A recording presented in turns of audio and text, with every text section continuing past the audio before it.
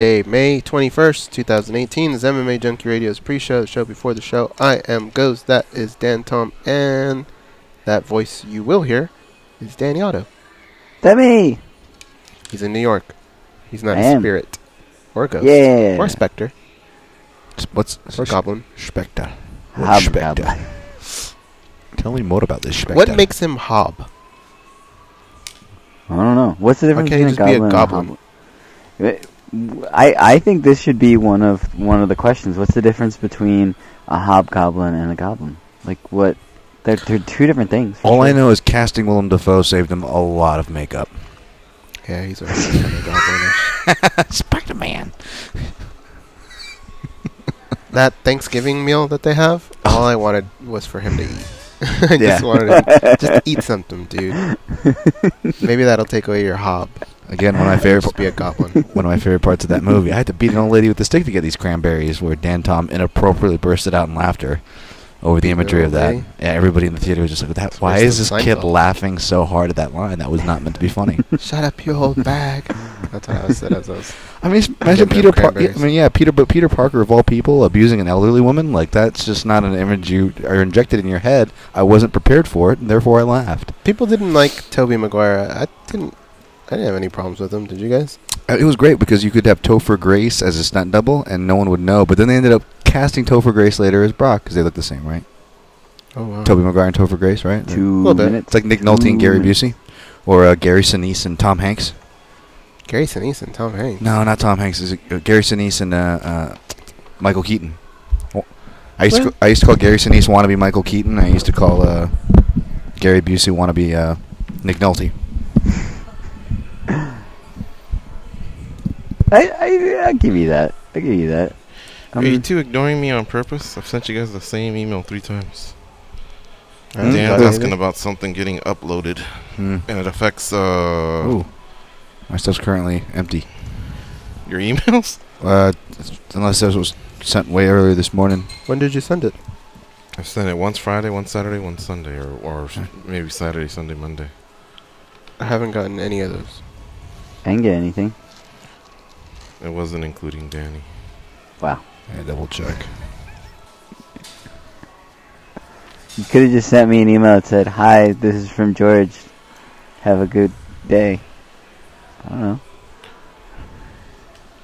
What happens then, Danny? Have you ever sent me one of those, Danny?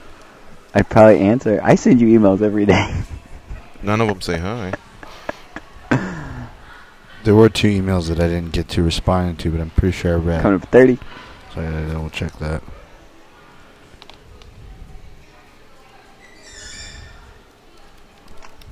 Let's see where I sent them.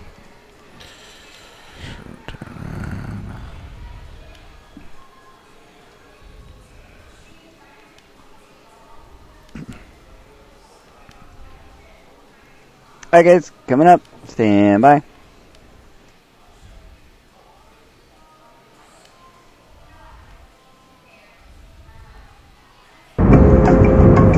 This is your captain speaking. We are making our descent into Las Vegas McCarran Airport. On behalf of our crew, we'd like to thank you for flying MMAjunkie Airlines. Now please fasten your seatbelts and put your tray tables in your upright position because the descent is going to be a little bit bumpy. Alright, Junkie Nation, it's time to roll, baby, on MMAjunkie Radio with Gorgeous George and Ghost. This is what we do and why we do it, baby. All night long, we rollin'! Yeah! The MMAjunkie Radio revolution is upon us. Can you dig it? There's no escape. No escape. Through the vast frontier of cyberspace and through a sea of stars in outer space. One small step for man, one giant leap for mankind. We've solidified our combat communication stranglehold. We have controlled the transmission. With the use of MMAjunkie Radio and SiriusXM satellite radio technology. MMAjunkie Radio. Commence transmission.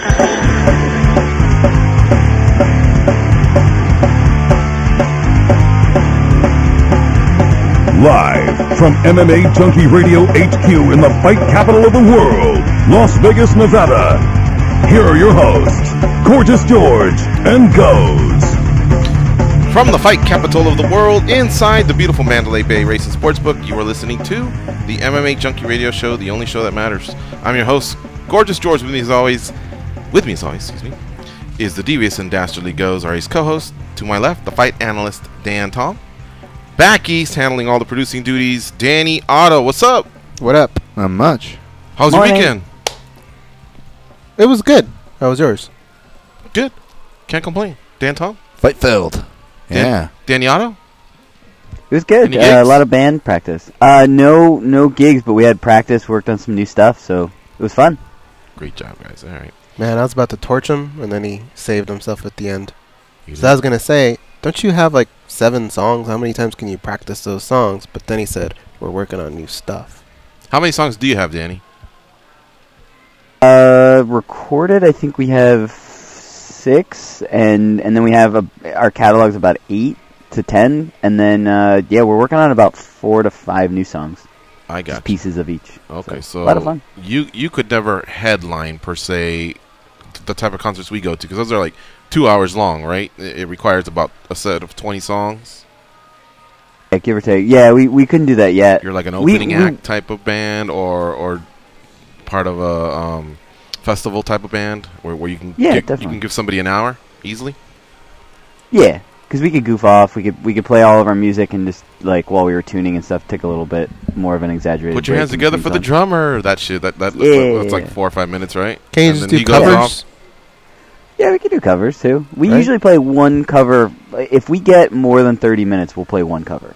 But about 30 minutes, we will do all of our stuff instead. All right. Well, we got to cover MMA now. This past weekend, we had UFC Fight Night 129. And we got you covered. This weekend is UFC Fight Night 130 out in Liverpool. Also, Bellator 200, which took a slight hit. We'll get into that. And then the following week is UFC Fight Night 131 in Utica, New York. And then the following week is UFC 225 in Chicago. So a nice stretch of fights here from the top organizations in the world.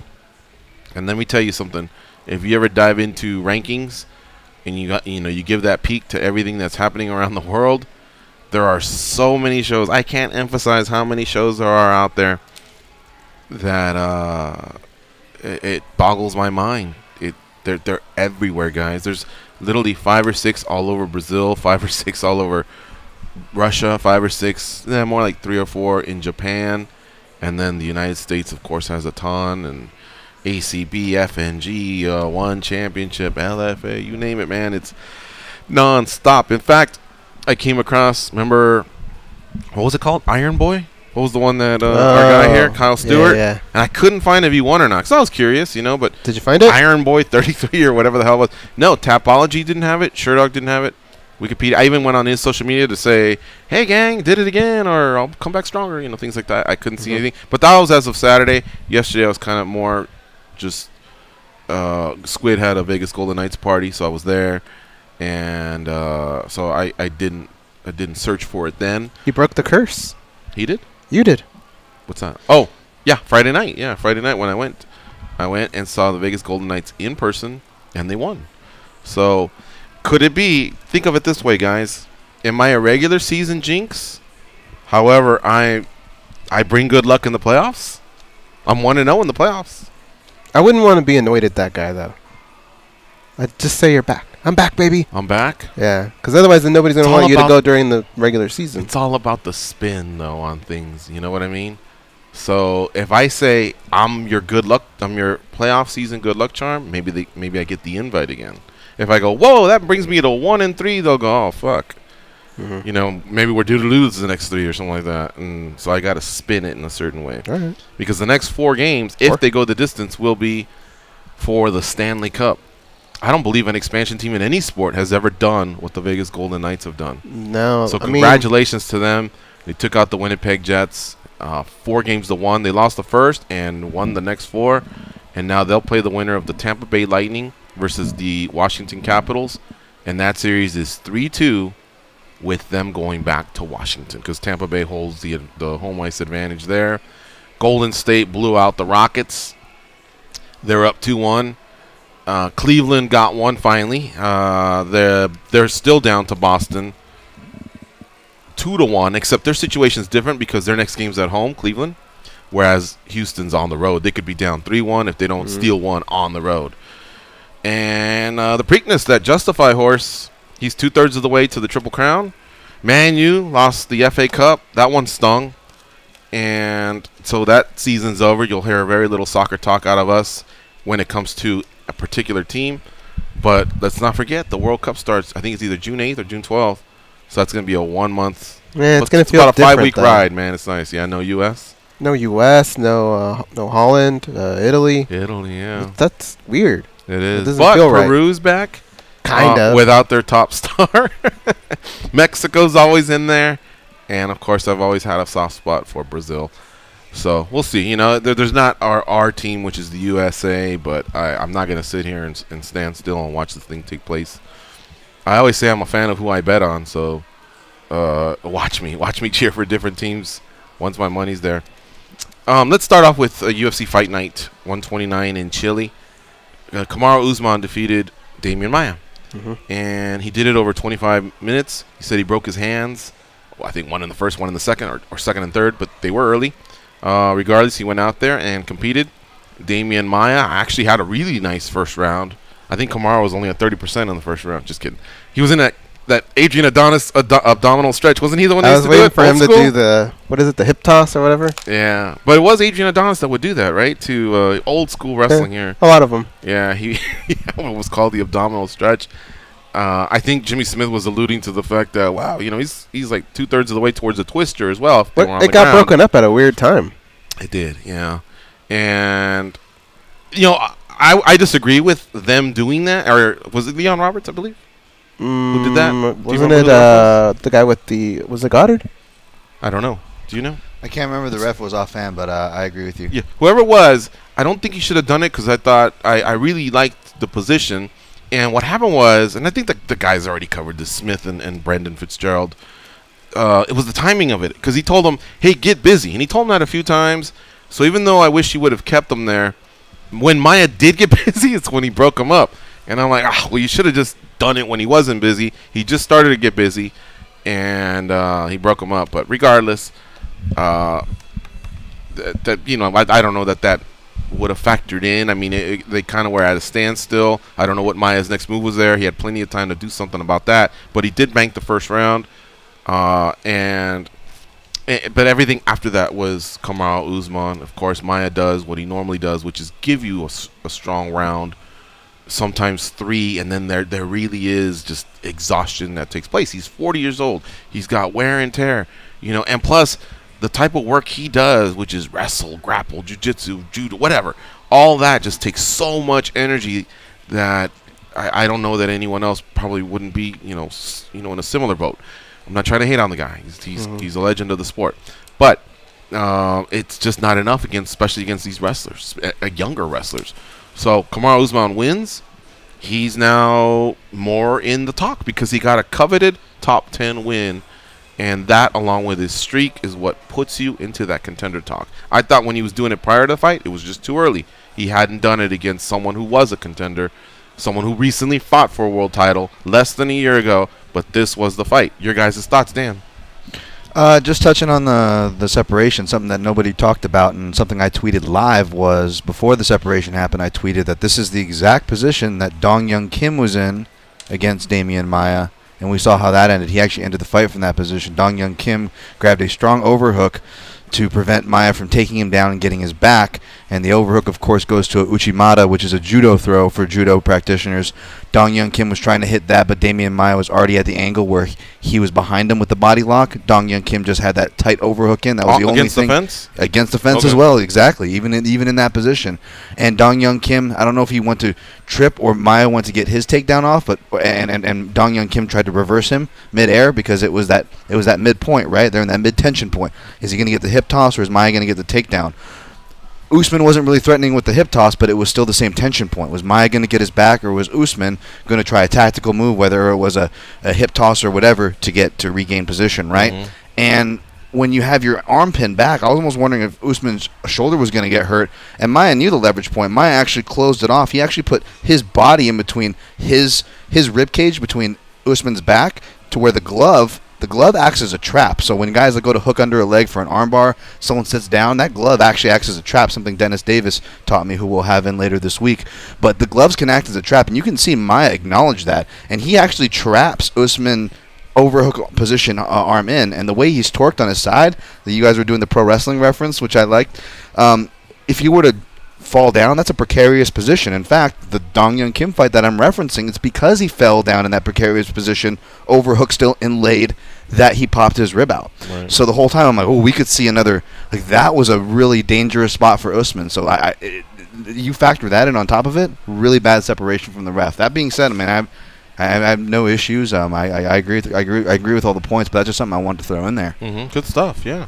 That comes from all that fight footage you see, because I remember results and I remember a key event or a sequence from time to time, but you just kind of went second through second, which tells me you either have great memory retention or you recently saw this fight in preparation for Maia, even though it was about 5 years ago, right? Yes. How far back do you go? I will go pretty far back. I didn't go back to that fight. That one was just in my head because some guys I know so well, and I've run them through the comb so much and whatnot. But before I can accept all those compliments, I will pump the brakes on myself and say my memory's not that great, because if you were to ask me about rounds 3, rounds 4, and rounds 5 of this fight, chugging beers on Saturday? No, not even, man. I was zoning out, I guess you could just say. I was very tired, and I was fighting my eyelids. I don't want to say I fell asleep, but I may have nodded a few times or two, and that's no disrespect. I got to be honest. I got to be honest. I'm not trying to put that spin on it, but if I'm being honest, I was fighting my eyes. It was late. Dan Tom didn't have a lot of sleep. I'm not saying that attacking those guys, but I mean, let's be honest. Okay, let's be honest. It wasn't the most exciting fight. If those last 15 minutes were Forrest and Bonner won, would you have fallen asleep? I don't think I would have, but then it was the guys. Yeah, but see, I don't feel like I could fairly critique it. So would I be wrong by saying I was struggling? Was I just? Well, no, if you were saying either way I'm falling asleep, then that tells me you didn't get enough sleep during the week. And but if you're telling me that fight keeps you awake, then it was them. And here's why this is important. Not to bust their balls or yours. Right. It's because it wasn't it wasn't really a statement win. Like, man, I swear to God, Junkie, USA Today, we're professionals here, right? But there are times where you want to push back on some of these fighters the same way they love to push the media or the fans back. And Kamaru, I think, asked Tyron who did it better, or I did it better, or something like that. I saw that tweet, and I thought, well, Colby did, actually. Colby finished Maia. The other two didn't. You know what I mean? So really, if we want to answer that question, and it's relevant because it's not like I'm digging deep, fishing out a 2008 result. That's just the fight that actually happened. Like that actually helped Colby's support his case all this time for why he's been saying he's number one, even though he has the one loss to Warley Alves and Usman's never lost. So Usman had that advantage. If we really wanted to split hairs, it's just that Colby's made himself into more of a name. He's pushed around. He's kicked down some doors and things like that. And so he's gotten past the Alves win, and he got a credible win in Maia prior to Usman. But to answer that question, between those two, because even those two got a little bit into it, but they had some respect. Right. Colby did have a better performance versus Maia than any of those two. I think that would be hard to disagree with, right? Yeah. I think just real quick, sorry to cut you off, Ghost, but just real quick, I think the thing people get sidetracked, whether they're trying to take credit away from Colby or honestly critique Colby or this or that, remember that even Usman admitted to Maia having a heavy left hand. Woodley defended his performance by talking about Maia striking. I think people are trying to either pick at Woodley or pick at Usman or pick at Covington. Instead of being negative, I think they should be positive about Maia striking. I think the dude's always had underrated striking from his middleweight days, and not enough people give him credit for that. But yeah, what were you gonna say, Go? Sorry. Well, I was gonna say, Damian's the one guy that I kind of give people a pass for, because if you're too aggressive with him, what's everybody gonna say on Monday? What the fuck? You had the fight was going your way, and you took that chance, and you gave him the one thing that he wanted. Why didn't you just sit back? So him and like Stephen Thompson are two guys that you're kind of just going to have a shitty performance against him. You know, some guys will finish him here and there, but it's just tough. So I kind of have a pass for him. I was more upset if I'm going to put the blame on him because I was with Dan. I was kind of snoozing a little bit during that fight. But I'm going to put the blame on Claudio Puelles. Because the first fight of the night? The first fight of the night. Perfect. Because that fight, anytime you see Damian Maia look like that, you kind of know which direction it's going to go. First round was close, looked good for him. But then after that, you just knew where it was going to go. But because of Claudio, I had to sit back and say anything can happen. Oh, yes. Okay, I thought it made me sit there and watch the whole damn thing thinking at any moment something could happen, but it didn't.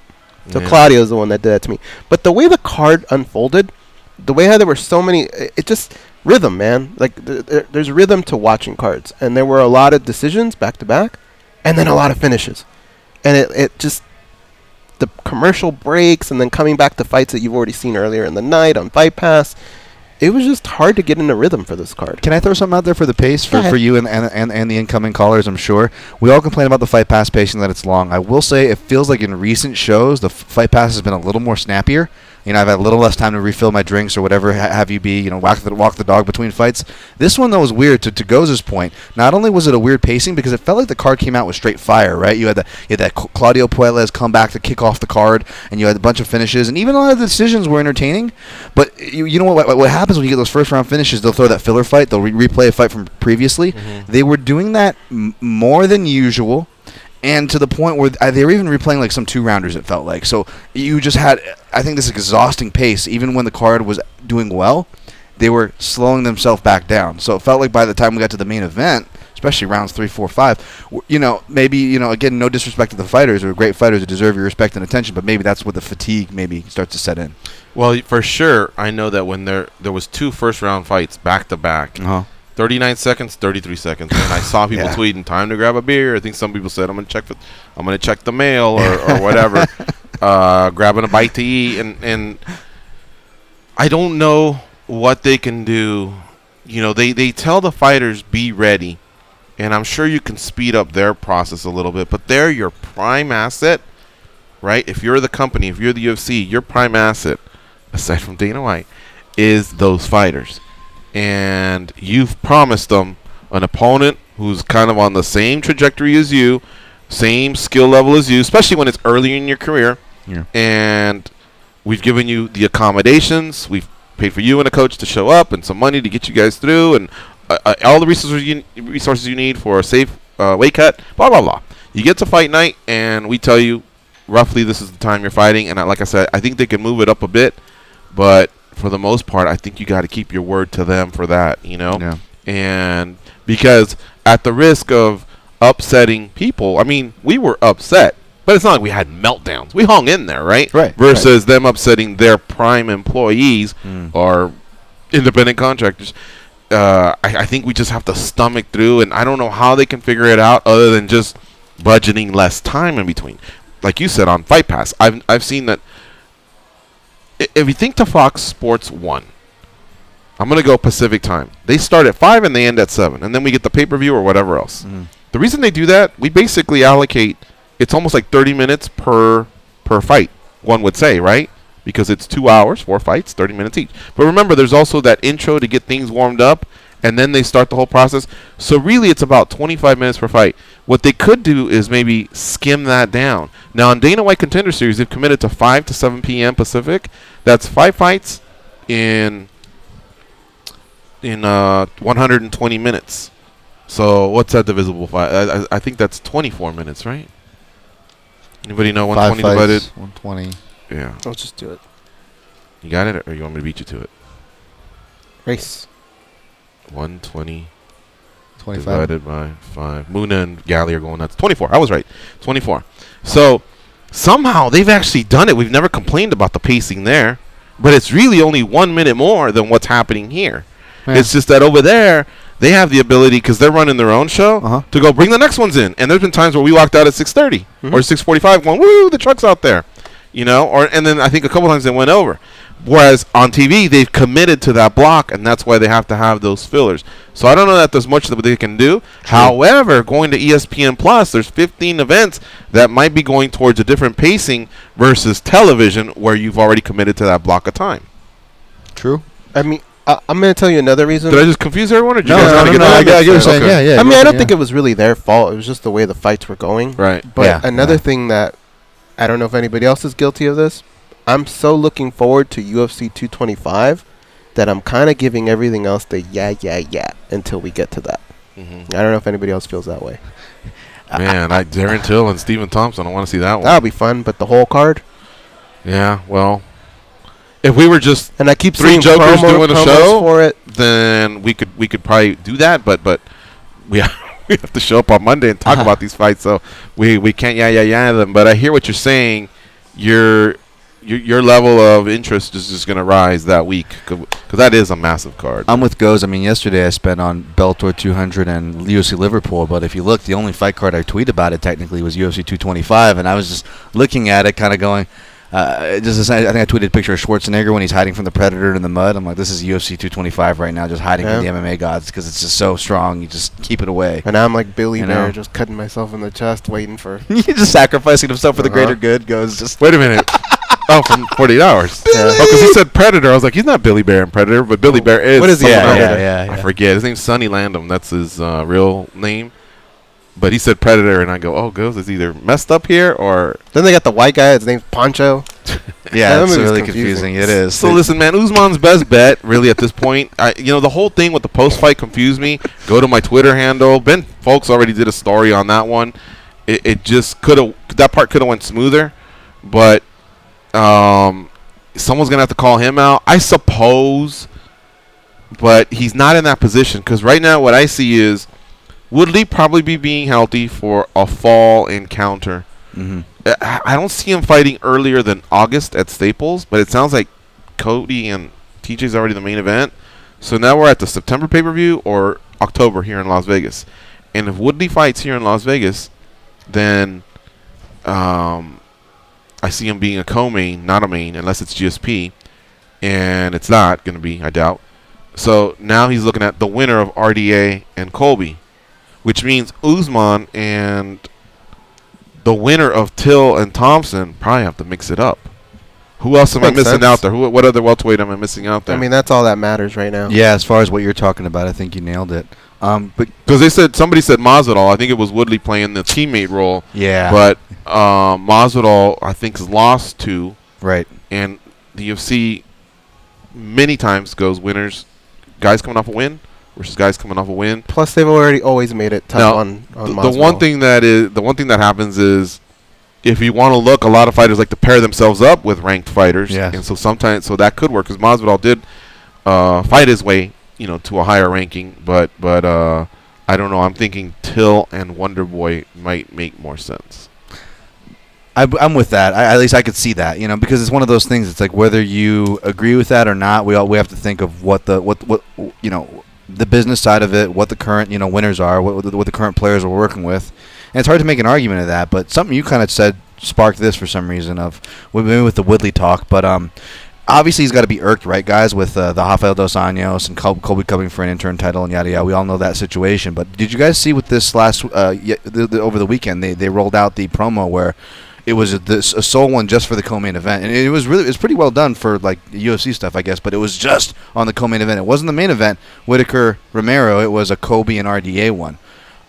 A, do they normally do that for co-main events? And B, I guess more apropos to what I'm talking about, for a big card, let's just compare it to another pay-per-view, another big card. Let's say UFC 205, where the co-main event was a title fight, an actual title fight with Tyron Woodley and Stephen Wonderboy Thompson. Did they get their own? I know they had a big inclusive package that had all the champions in it, and they were a part of that. But did they get their own promo like RDA and Colby Covington did? Well, that's why I think they got it, is because even though it is an interim title, it's for a title. Right. Woodley's got the type of injury, and I know there's different degrees to this, but the same, I believe, that has kept out Demetrius and also Kane for almost 2 years. So I see Woodley's side. Hey, man, I fought 4 times in less than a year against #1 guys. They weren't fucking around going grab number 10 or grab a welterweight. They weren't doing anything like that. He fought the top guys. Fans didn't like a few of his fights, and neither did the promoter. But I think what happened was because of the injury and because he went through a point in time where I'm healthy for Nate, but I'm not healthy for this guy, but I'm healthy for this person. I think the promotion just said, I'll tell you what, this is what we're going to do. Similar to what they did to Yair. This is what we're going to do. So they did that just in case the shoulder, I guess, maybe doesn't get. But I think in the end he did have the surgery. And so now he just has to wait. You know, the UFC's got to put a shine on some of these fights, and calling it a title of some sorts does that. So that's why I believe they did. They gave that fight love. Because to answer your A, any just co-main event wouldn't get that, I don't believe. It's got to be significant. For sure, yeah, for sure. But did you guys remember if Woodley got that for Wonderboy with the 205 or? And I don't even think Cody and TJ got it for their co-main event title slot for the other Madison Square Garden big card 217. Well, Madison, I think they did a lot of them. I'm not sure that. An individual though, I don't remember. Is usually for I remember they'll do like a package one where they want to advertise everybody, and then they'll do an individual promo for the main event. That's kind of what I remember, but I could be wrong. I was just curious, bouncing it off you guys, and maybe even the callers can come correct us with that. If they remember different. I don't remember, to be honest, and I'm trying to think of when was the Zoof era and when was the WME Endeavor era, and it could just be that. You know, I know Brock got it for co-main event slots. That's for sure. Right, new things happen every time the calendar year. He got it if he was in the audience. Yeah, he got it. He got his own promo. Robbie Lawler is a name out there you can still toss around, but he's coming off a serious knee injury, and he fought in December. Yeah. So I'm giving him the 9-month timeline. I'm saying he's not coming back till September, but that is another number you can throw in at any time. And then after that, you do get into Masvidal, Cerrone, Magny territory. Magny's got a fight coming up this week, too. He can solidify that as well. And then after that, there's a drop-off into... Yeah, I mean, I guess they could spark up Ponzinibbio again, but Ponzinibbio pulled out and didn't sound like a serious injury, so maybe they could revisit that. Let's take a break. When we come back, we'll do a run of calls. MMA Junkie Radio on Sirius XM Rush 93 is what you're listening to. To finish out the main card here as we go out to the break, Tatiana Suarez also defeated Alexa Grasso in the co-main event. She looked good, man. She really did. She is meeting the hype that has been put on her. Dominic Reyes, same thing, took out Jared Cannonier, first round stoppage, and then other winners were Guido Canetti, Andrea Lee, and Vicente Luque.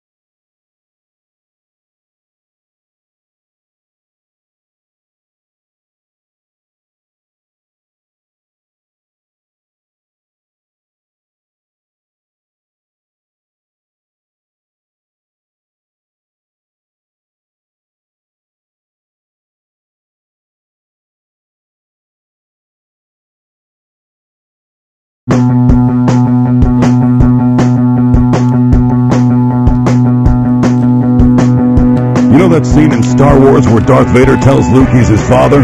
What if I walked in right after with my voice and was like, I'm your Uncle Walter. Can I get a lift home? That'd be crazy, right? Anyway, here George and goes. Right now, through May 29th, you can listen to SiriusXM for free in the car and on the SiriusXM app and online. Just download our app or go to SiriusXM.com to listen to your favorite channels. While you're there, get a sneak peek of Howard Stern video. You know, the last 10 reads I've done, there's always some sort of a slip-up. I'm not smooth. I'm not a smooth operator, man. I thought I was doing good, too. Like that. I thought I was doing good till the very end, and then... Do you ever read them ahead of time? I do better when I don't read them ahead of time. When I read them, whether I read them ahead of time or if you've just put it in front of me, it's 50-50 whether it can be the smoothest ever or I can trip over myself. But not to slam these guys. I know Danny sometimes just gets it and forwards it. So that's a whole other debate, you know, if he needs to become an editor or not. But there's times where I go back and reread it and I'm like, oh, well, they missed the or a to or an and it throws me off. But that's fun, man. The point is, if you're catching us in any other way other than in your car right now, just know that it's free through the 29th. You know, give it some love. Check it out. A lot of these new cars come with Sirius, and you get the first 3 months for free, and then you got to make a decision. Well, sometimes it's just a matter of finding out that there's so many other really, really great channels out there that cover all the different sports. I mean, there's a ton of channels. And then music, sports talk, you know, the call of sports, whatever. And by that I mean, like, you know, like the Capitals versus Tampa Bay. You guys actually can hear the broadcast. So there's POTUS talk. There's Fox News if you're on the right. There's CNN. There's classical music. There's whatever you want, man. It's all there. And they don't really ask for much, but I understand that it seems like every company out there is always just tugging away at your pocket, and you got to make decisions. But go back, figure it out, see if you like it. And now there's the app and online features, so there's just really some advantages. And if you're going to give them some love, give your boys some love. Go to the worldmmaawards.com, vote for MMA Junkie Radio, MMAjunkie.com, and John Morgan, who's the Journalist of the Year. Right. It's been one whole week, and we only have, I believe, 4 weeks of votes, so we have 3 left. And we are, the Junkie family has 3 different categories that they're up for. We would love to get your vote. All right, so, it's worldmmaawards.com. Let's talk to Vinc Pichel. Marco from Waco. What's up, Marco? Marco from Waco, ¿qué pasa, dude? What's up, man? So, Guido Canetti is still an Argentino, hijo de puta. Fuck that guy. The crowd got really deflated after that fight. I don't know if you guys noticed that, but oh well. Vicente Luque held court. Vicente Luque held court because his father is Chilean, so he's half Chilean. Happy for that, dude. I agree with George. I think out of the last 3 losses, Maya, Kobe Covington did the best. So take that for what it's worth. The real revelation this weekend, though, is like it's true Mackenzie Dora, man. Tatiana Suarez is the real deal. I mean, they got similar records, and Tatiana Suarez already is more polished, more disciplined, and an exciting finisher. You know, I'm keeping an eye on her. Mackenzie Duran can go to 125 or eat all the freaking cookies she wants. That's all I have to say for today, guys. Peace out. I felt so bad for Alexa Grasso because if you listen to all the lead up to that fight, she talked about just how hard she's been working for this camp and how she wants to try new things, and she was just on the defensive that entire fight. It's a terrible matchup for her, and I feel what Marco's saying absolutely, and Tatiana Suarez deserves that hype, and I'll be right there with y'all on that. But I will say, though, he did bring up an interesting point. You know, speaking of matchups, I will say, assuming she could make the weight, I think Dern is probably actually the worst matchup for Suarez. Somebody that's going to welcome the wrestling and scrambling, and somebody, you know. Does she have the experience? Well, I mean, I know she's got Brazilian Jiu-Jitsu experience, but if she does get taken down, which is what Suarez is going to do, is she going to be reacting and trying to get back up, like creating a sweep, or just being down there hoping they make a mistake and then I'll catch them, which was the Gracie way for many years, but by that time you've eaten so many elbows that you don't remember how to throw up a triangle. So that's where, if she has enough experience to do that, I'd like to see it. But most of the time I side with get back up as quick as you can. Open your legs. Don't close your guard. Don't hold on tight and wait for the referee, because just everyone's more savvy at not getting submitted from the bottom. But yeah, Dern's world class. Yeah, I hear you there. But if I told you that Dern was 1-2 in no-gi against Gabby Garcia, would that change your mind? That was pretty amazing. Yeah. Showtime from Tennessee. What's up, man? It's your time. Hey, how's it going, fellas? Hey, Showtime. Hey, man. Actually, I enjoyed the card, man. This was a great week of fights, man. I really enjoyed it. I was kind of apprehensive on, a couple of fights, man, but I think we have a couple new stars being born, man, that, like you guys said, Suarez, the Reyes. Yeah. Kid.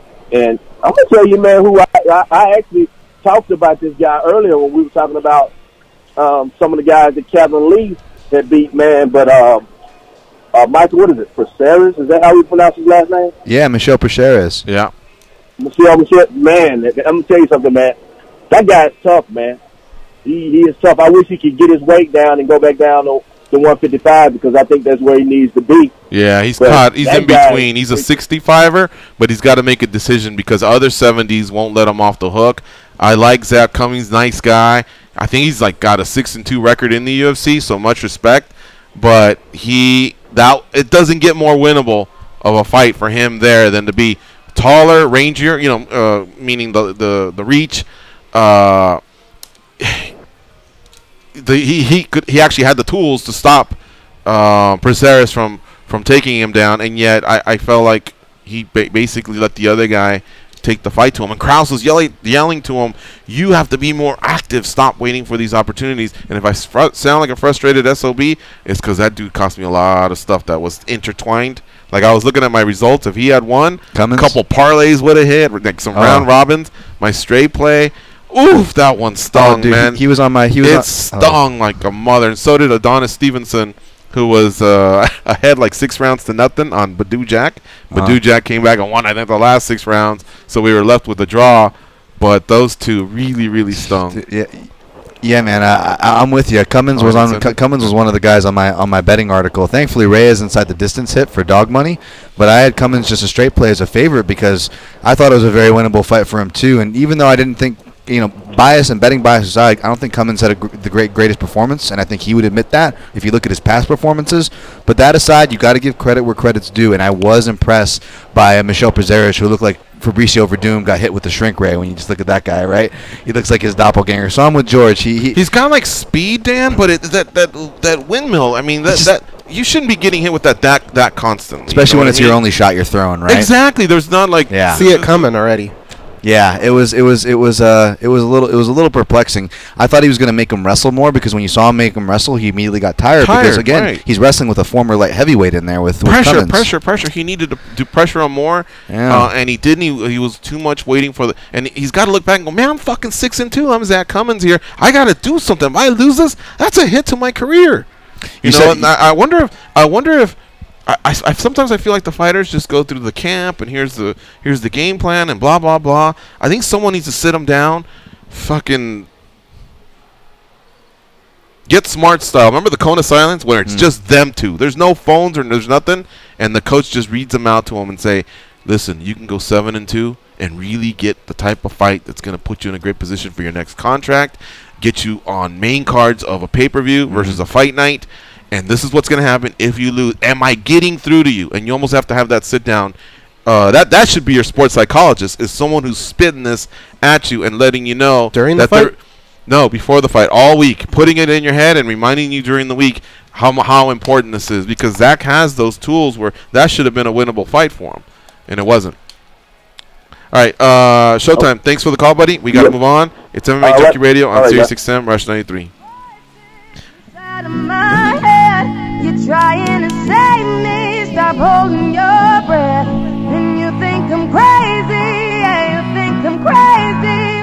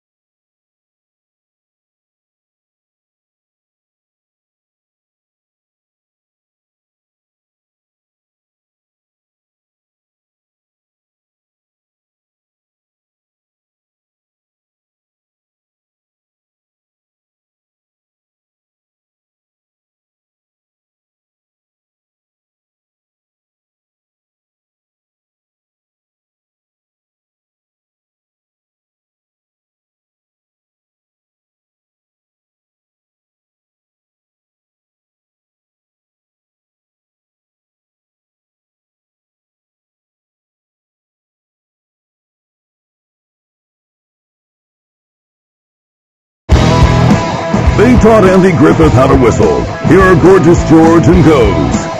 U2 is playing a private show for SiriusXM subscribers at Harlem's world-famous Apollo Theater. We have your chance to be there. One grand prize winner will win a trip for two to New York and tickets to this very special show at the Apollo on June 11th. For official rules and to enter, go to SiriusXM.com/U2 before June 4th. No additional purchase is necessary to enter or win. Nowhere in there did it say that those that are broadcasting on Sirius currently cannot enter. Are we entities? That is true. I don't know if we're entities or anything else. Employees. I'm not even thinking. I don't even think we're that. I think we're outside of that little scope. We're not employees. I think Luke's technically an employee, and Dave, LaGreca, and a few of the others are technically. I think we aren't because of our partnerships. We might be able to sneak in. So the Garcia name wouldn't ring off any alarms. You're saying it wouldn't trip off any alarms. I've never seen them. Have you guys? What? U2. Never. But going to New York just sounds like fun. I walked Bono to his room once. Did you? Yeah. All right. Short man. That was it? That was the end of it? Or did you walk into the room? I didn't score, no. I struck out, man. Vinc Pichel, our guest here on MMAjunkie Radio. He's fighting on June 1st, UFC Fight Night 131. His opponent, Gregor Gillespie. He is 11-1 overall with a 4-fight win streak. He's got 8 finishes in his career, and Gregor is 11-0. So how about that, man? 11-1 versus 11-0. This means a lot to both fighters. He joins us now on the hotline. What's up, Vince? How you doing? Good, man. How you guys doing? Good. Welcome back to MMAjunkie Radio. It's great to have you. Man, what a pivotal fight on this fight card up in Utica. Between you and Gregor Gillespie, you could shut down his hype. He could shut down yours. Yes, there's a lot on the line here.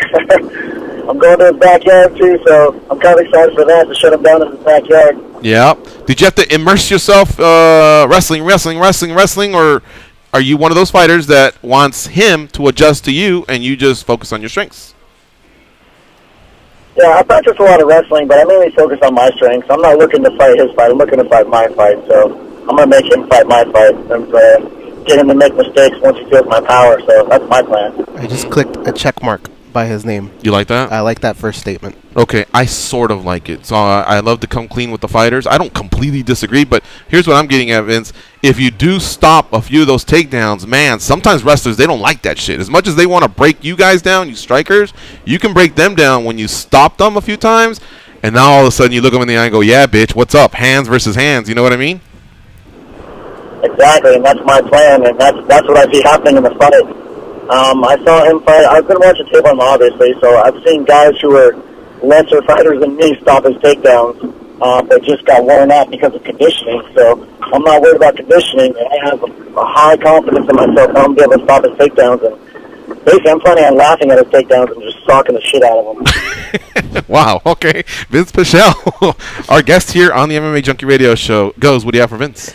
Vince, so you kind of touched on something that I wanted to talk about, and it's his own backyard and all that. And there's certain swags that kind of come along with certain situations, and one would be that, defeating a guy in his own backyard, and then the other is possibly giving a fighter their first loss. Is there something to that? I mean, does that kind of make you happy too? Honestly, yeah. I like being the bad guy. It's easy for me to go out there in his backyard and the pressure's on him to me. I mean, not that there'd be any pressure for me anyway, but yeah, man, I'm super happy about going to his backyard, shutting him down, and basically making New York hate me and then love me afterwards. They're not going to have a choice. You know, when you break down your record and his, it's very, very similar. Even, I think you have one more UFC fight than he does. But if you look at what he's done, how do you think he would have done had he faced the level of opponents that you faced in your 5 fights? He might have been pretty good. My only loss is against Rustin Kavalov, who's like a fucking freak show wrestler, Greco guy, Sambo. So I don't know. Honestly, I think he would have done okay. He honestly probably would have done just as well as I have. Our fight analyst Dan Tom's here with us as well. What do you have for Vince? Hey, Vince. I just want to say, first of all, late congratulations, I guess, on your last fight. I don't, you fought name opponents, but even the guys who may not have the name, like your last opponent, Joaquim Silva, tough guy, and you really, showed your experience and will and skills all in that fight, man. Yeah, thank you. That was a tough fight. He actually hurt me in that first round. He kicked me good in the liver, and I almost fucking went down from it. But threw that poker face on, just dropped my hands and came after him like it didn't faze me, and he backed up luckily, so I kind of got a little lucky in the first round of that fight. But yeah, that was a tough fight for me. He was hard. I hit that dude a lot. I've seen that dude's eyes cross at least 4 or 5 times after I hit him, and he just took it, so that's super discouraging, honestly. For sure, and he's a he's a sizable dude, even though he's a shorter guy. But I guess one of the, I don't even know if this is a criticism, because I don't really subscribe to size being too much of a factor. But some people could say Gregor could be fighting down a division. Do you see that, and do you see maybe the size at all playing a factor in this fight? Honestly, I don't know. He was a little smaller than me, because he actually we fought on the same card last time, so I did see him, and he looked like a little smaller. But who knows? Some guys, some guys can cut down that far, some guys can't. I personally walk around like 190, 195. That's my walk around weight, and I fight at 55. So, like, I remember Sean Shelby and Joe Silva telling me a long time ago after the Ultimate Fighter that they want me at 45, and I basically laughed. I was like, you guys bumped your fucking head. There's no way. But, I mean, if he can, he can. You know what I mean? Some people can do it, some people can't. And, I mean, if he can, yeah, I definitely could see him fighting at a lower weight class. Right on. Go ahead. Just one last question. I'm looking at your Instagram right now, and I'm seeing Muscle Farm. I'm seeing the Muscle Farm Fitness Center. Is this the new one out there in California? And if so, who are you training out there with? I'm seeing a lot of faces in these photos. Yeah, it's actually in Burbank, and it's brand new, and I'm actually here right now. But there's a lot of guys here. A lot of local guys, a lot of big-name guys, you know what I mean? A little mixture of both, but it's a really awesome facility. He's got also like some NFL guys and some NBA guys that are here, some other sports athletes that train here as well. But it's an awesome place. Like today, Joe Schilling's teaching kickboxing, so we're going to do some drilling and some sparring a little bit. I know Mickey Gall's here because I was talking to him and hanging out with him yesterday, and Heath Edwards. So those two dudes are here. I'm not sure who else is here because I haven't gone inside and I'm still sitting outside in the parking lot of my car like a creep. But like a creep. I mean, I really do. It's kind of, you know what I mean? There's a lot of guys that come here. All right, I know you got to get going. Let me ask you one last question, Vince. I thought Zach Cummings dropped a fight that was very pivotal for him because he was like 6-2 in the UFC, and he lost to a guy that got punished for not making weight at 55, moved up to 70, and he won that fight. And I'm not trying to completely bury the guy or anything, but do you fighters, aside from game plans, aside from, come on, do it for your kids or do it for your family or your legacy, do you guys also get a good speech from your coaches or the people around you about just how important, like right now, like I was saying, you're 11-1. That's a great record. You're 4-1 in the UFC. That's a respectable start to a career in the UFC. But what's really important is the 4-fight win streak. So that one loss you had is from 2012. I mean, that's buried. You know what I mean? Right now you have a lot of momentum, and sometimes I just hope the fighters realize how much that that could be like a 2-year penalty in your in your quest to be in title talk if you lose. Is that always reinforced by your coaches and those around you, just how important that is, just to get you mentally right? Honestly, no. We don't, I don't ever talk about losing or what could happen if I do lose. That's kind of how can I say this? That mindset kind of doesn't really go well with me, you know what I mean? Right. I've had a lot of people tell me about this fight, like, oh, you're fighting Gregor, he's a tough guy, and yada yada. And I've had people, basically kind of give me the vibe, like, I should pull out of the fight because he's too good, you know what I mean? But it's like... No, that's not what... Yeah, that's not what I mean, by the way. Yeah, I know, but I was just giving an example. But, I don't, when people say that kind of stuff to me, it doesn't sit well with me. Like, I talk shit, you know what I mean? If someone's going to fucking talk shit to me like that and talk about losing, I tell them fuck off, you know what I mean? Like, that kind of bullshit, I don't tolerate, you know what I mean? If someone's going to try to put negative thoughts in my head, I tell them fuck off and walk away from them, you know what I mean? Like, I let them know right away, that's bullshit, and I don't stand for that. But my coach isn't like that at all. We're all about winning. We're all about training, doing our thing, and fighting our fight. So when me and my coaches talk, it's all positive, you know what I mean? It's all about going out there, having fun, and doing my thing, and showing the world why I started training in 2007. I'm in the UFC on a 4-fight win streak, just ruining people. Yeah, for sure. You're right. That's a great answer, man. Listen, get to your practice. I hope you have a healthy camp, whatever's left of it. Safe travels to Utica, and we'll be watching on June 1st. It's going to be a great fight between you and Gregor Gillespie. Awesome. Thank you, guys. All right, see you, Vince. Take care. That's a great answer, actually. I got to refocus and rethink about either the way I want to rephrase that or, I don't know, or maybe focus more on the winning side. Because you're right. What fighter would be kind of thinking of that? You know what I mean? Yeah. I guess what I was getting at was just urgency. Leave it all out there.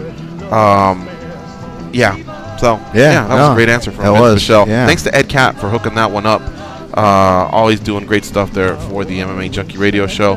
I have about 45 seconds here, so let me just race through the prelims. Michael Prazeres, we've talked about this, got a win over Zach Cummings. Alexandre Pantoja, great fight over Brandon Moreno. It was one-sided, but Moreno was game, man. Yeah, it was just a fun fight to watch. Poliana Botelho starched Siri Kondo. Gabriel Benitez defeated Humberto Bandone pretty quickly as well. And then I got 15 seconds. Enrique Barzola, Frankie Saenz, Claudio Puelles also got wins on the Fight Pass. Listen, when we come back, I'll tell you all the results from bonuses and like attendance, gate, all that stuff. It's MMA Junkie Radio on Sirius XM. Rush 93. Stay close.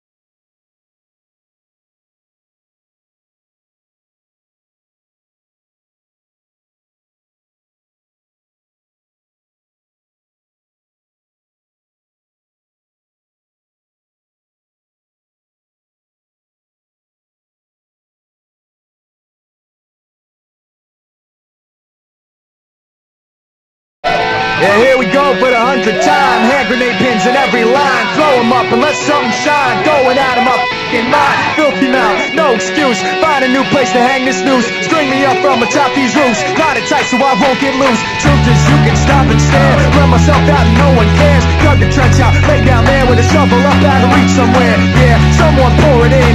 Make it a dirt dance floor again. Saying prayers and stop it out when they bring that chorus in. I bleed it out, digging deeper just to throw it away. I bleed it out, digging deeper just to throw it away. I bleed it out, digging deeper just to throw it away. Just to throw it away, just to throw it away. I bleed it out. Goes after show, choppy words and a sloppy flow. Shotgun opera lock and load. Cock it back and then watch it go.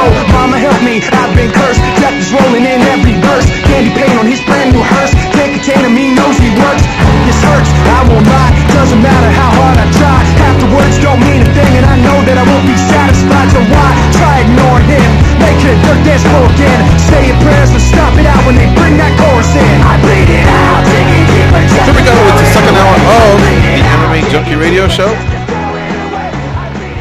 got to thank Goes here for helping out with the booking of the show. Brian Stan, unfortunately, will not join us on today's show. We hope to reschedule him later in the week, possibly.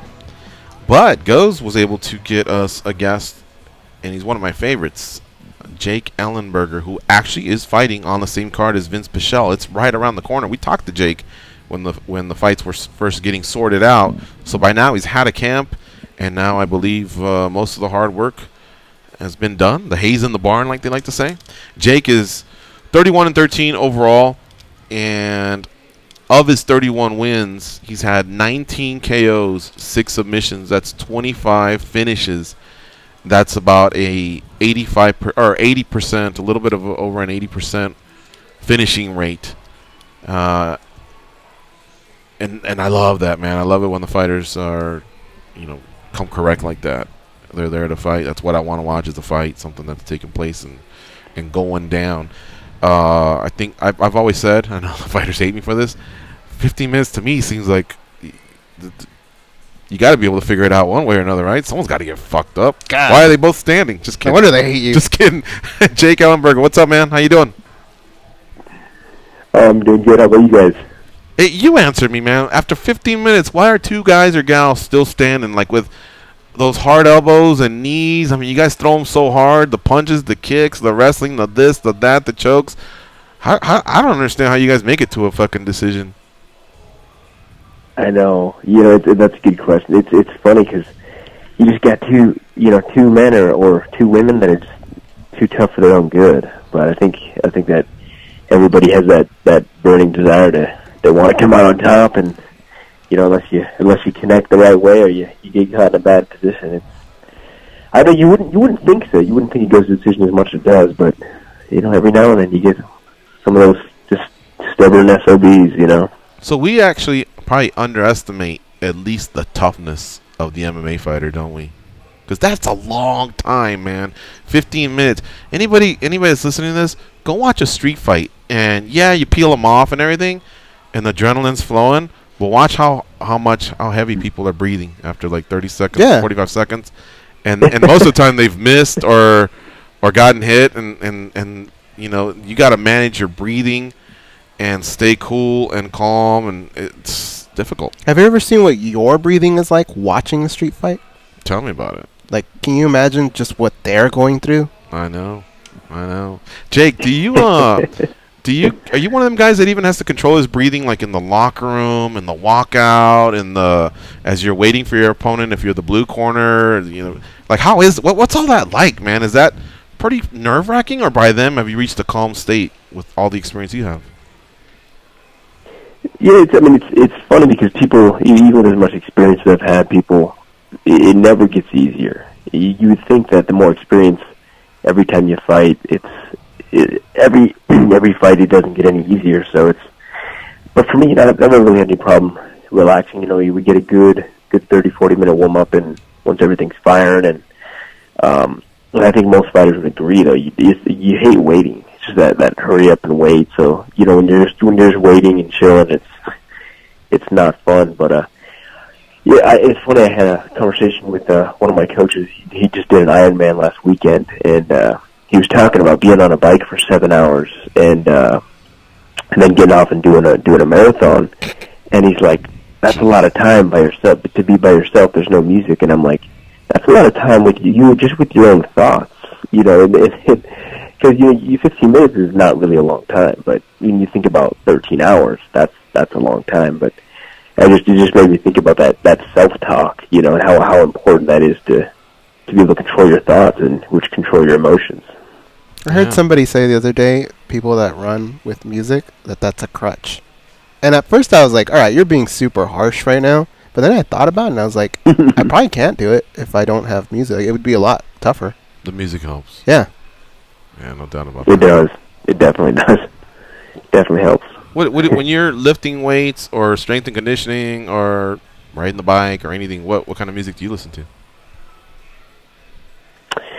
A lot of the stuff. Well, the stuff we do in like the main training we do in the garage is we don't really have music, but like if I'm running outside or if I'm doing stuff on my own, I'll definitely throw music. But Yeah, it depends. I do like it depends if I'm doing like a hard run.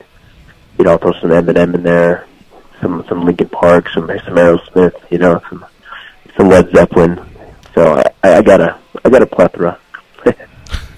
When he was pausing, I thought he didn't want to confess to Taylor Swift or something like that. We've been hearing that a lot lately. We've been hearing a lot of fighters like Taylor Swift. I know. So I thought he was buying himself some time. But all right. Jake Ellenberger, our guest here on MMA Junkie Radio. He'll be fighting Ben Saunders, UFC Fight Night 131 in Utica, New York. It's on June 1st. Utica. Where's Utica? It's kind of like up north, upstate they call it, near Syracuse. So anybody, look at you. Any geography people? Well, I looked it up because Gregor Gillespie, who's also on the card fighting Vinc Pichel, our previous guest, he's from Webster, New York. So I looked that up, and it was closer to Rochester. So it is kind of a home game for him, even though he's a Long Island guy now. He's originally from that area, so Vince will definitely be getting some booze. Jake is from Nebraska, lives in Southern California. Ben Saunders is, I believe, longtime Floridian. Sometimes works out in California, so nothing will matter too much for those guys. Jake, what's your traveling party like nowadays between friends and family to a fight like this one? You know, I kind of have a small crew that, like my brothers, a small clan that goes everywhere I fight. But yeah, just a handful. I mean, there's a lot of. I still have a lot of friends that come out from Omaha that I love to just whenever I fight, just love to travel, love to come support. But I don't know. You know, I don't really, to be honest, outside of my family, I don't really, not sure.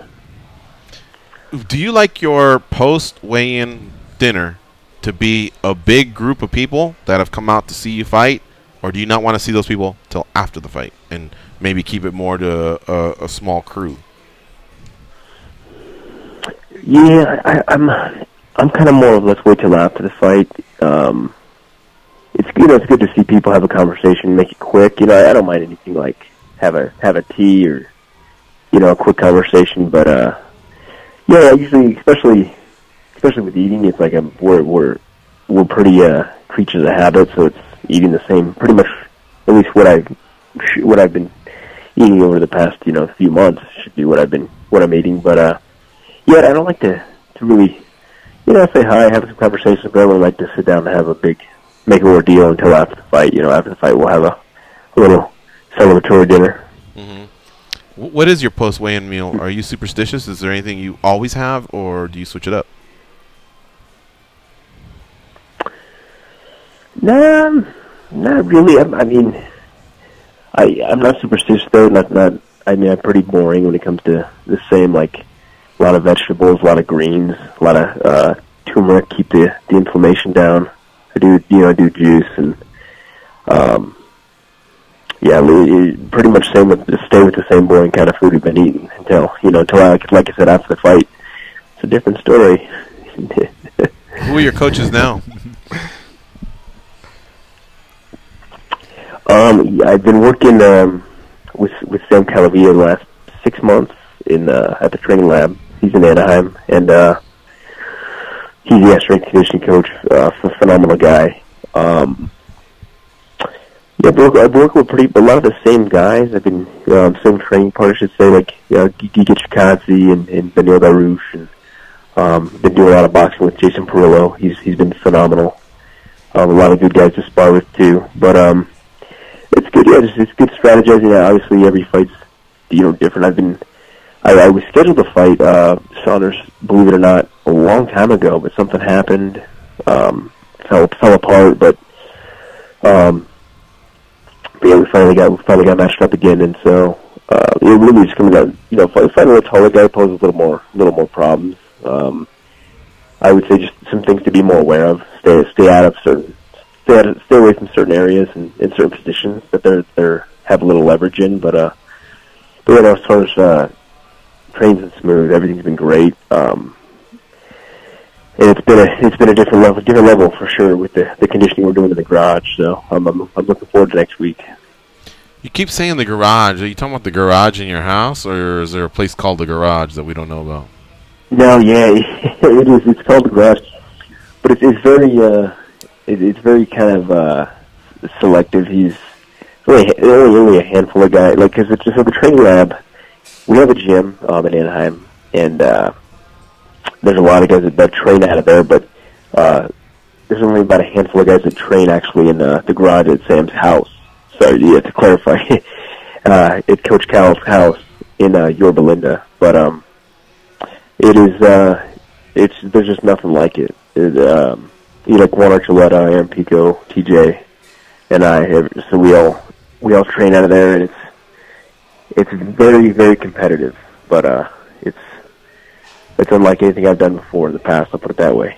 Nice. All right. Goes. Just to be a dick, Yeah. I'm going to open up a gym in my garage and call it the gym, just to make it difficult on everyone. I like it. I like it. Hey, Jake, that's kind of what I wanted to talk to you a little bit about, was training partners. I look at your record, and you've seen just about every different type of style ever. But I got to say, Ben Saunders is probably one of, if not the tallest guys you've ever met. Training with some of those guys like Beneil, is it did you have to bring in anyone else just so that you can kind of match somewhat that size? Because can those guys really match what Ben does?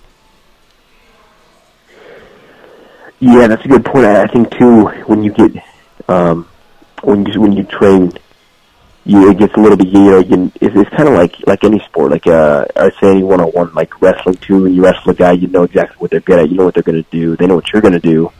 So yeah, it does get a little bit of a little mundane when you train the same sparring partners. But yeah, I did have a couple more guys this camp specifically for Ben who were a lot taller. This young kid named Moses, who's I believe he's a Bellator guy, but he's a middleweight who's about 6'2", who's been great, and then a buddy of mine, Arian. So just kind of giving me different styles, but good strikers that are definitely gonna that have the same height and the same reach, because that's definitely a tough one to kind of emulate. But I've had some good guys help me out. Yeah, there'll be no surprises. This is no shot at the people that are currently on the Fox desk, but in listening to you, like just being around you in the past and then hearing you on the Action Junkies podcast, you're really good at like breaking down fights but coming up with things that people don't really normally look at, like different angles. Have you ever? Okay. Can we see you do more of that? Like maybe some analyst work with Fox? Yeah, I've definitely thought about that. It's one of those things, to be honest, I haven't really put a lot of time into it. I do enjoy it. I think it's fun. It's definitely I enjoy it. But even with the podcast too, I do with John Orlando. We have fun with it. It's just one of those things, and especially being an analyst, you got to be on your toes. You got to be quick, and it's fun because, like I said, it's nothing. We're talking about something we love, something we enjoy. So there should be no, it shouldn't have to be. We're not doing calculus. You know what I mean? There's not. It should be light and fun. But yeah, no. Down the road, definitely. I think when I